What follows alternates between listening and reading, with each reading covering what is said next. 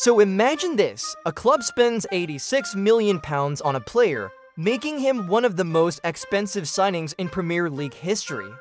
2 years later, that same player is pushing to leave, frustrated, sidelined, and most shockingly ready to walk away from the very manager who demanded his arrival. Welcome to the story of Antony and Manchester United. Antony's arrival at Manchester United in August 2022 was explosive. Reunited with Erik Ten Hag, the manager who made him shine at Ajax, many fans believed this was a transfer that would define the new era at Old Trafford. But fast forward to mid-2025, and the relationship is fractured, performances have stagnated, and the Brazilian winger is reportedly ready to exit. So what happened? Let's break it down. Antony burst onto the European scene under Ten Hag at Ajax between 2020 and 2022. He was a revelation, 24 goals and 22 assists in 82 appearances, a dribble, success rate of over 61%, and a flair that made defenders panic.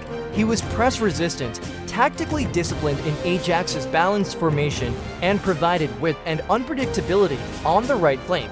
When Manchester United came calling, Ten Hag insisted he was the perfect fit for his system.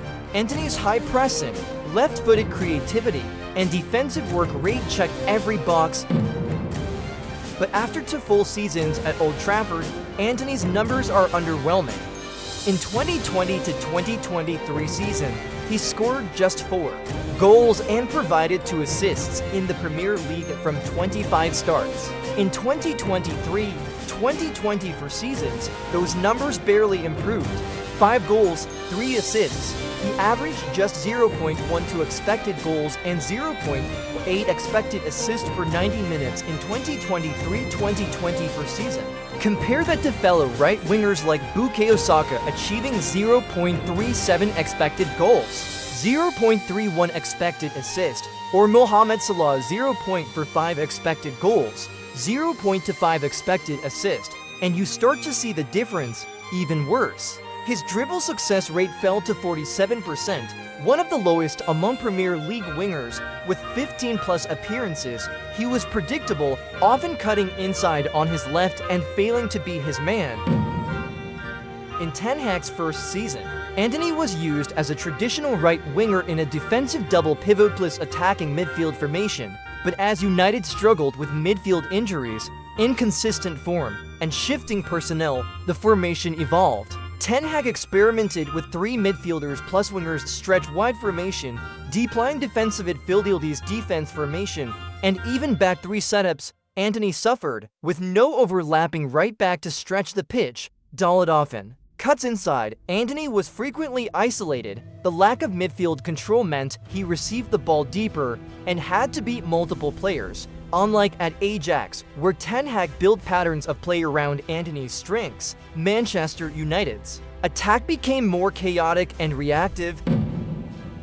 Off the pitch, things got even worse. In late 2023, Antony was temporarily removed from the squad amid investigations into alleged domestic abuse in Brazil. Though he returned to the team after cooperating with police and denying the claims, the situation clearly impacted his form and focus.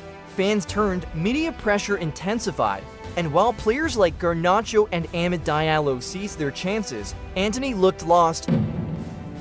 Behind the scenes, reports suggest Antony no longer feels the backing of the dressing room. Bruno Fernandes and Casemiro are said to be growing frustrated with his inconsistency.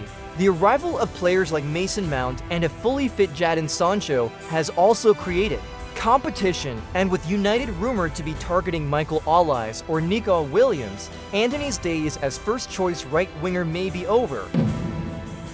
Sources close to the player say he feels let down by a system that doesn't suit him, let down by the club's handling of off-field issues, and let down by the lack of protection from the coaching staff and media team.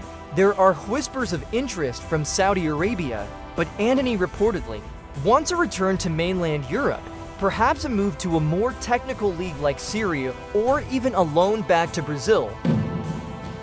Now here's the twist. Erik Ten Hag, once his biggest supporter, is no longer shielding him. With Ten Hag's own job under pressure, he can't afford loyalty over results. He benched Antony in several big matches in late 2024, including a Champions League group stage decider and FA Cup semifinal. There is a feeling that if Antony does leave, it may actually strengthen Ten Hag's position, showing that he's not afraid to admit transfer mistakes. So, what happens now if Antony leaves this summer? United will have to take a huge financial hit.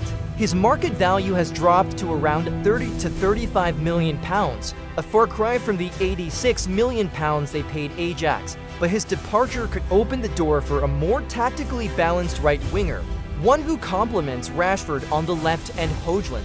Through the middle, for Antony, a fresh start might reignite the spark we saw at Ajax. He's still only 25. There is time, but the clock is ticking. So what do you think? Should Manchester United cut their losses with Antony? Was he ever the right fit, or did Ten Hag overestimate how easily Ajax form would translate to the Premier League?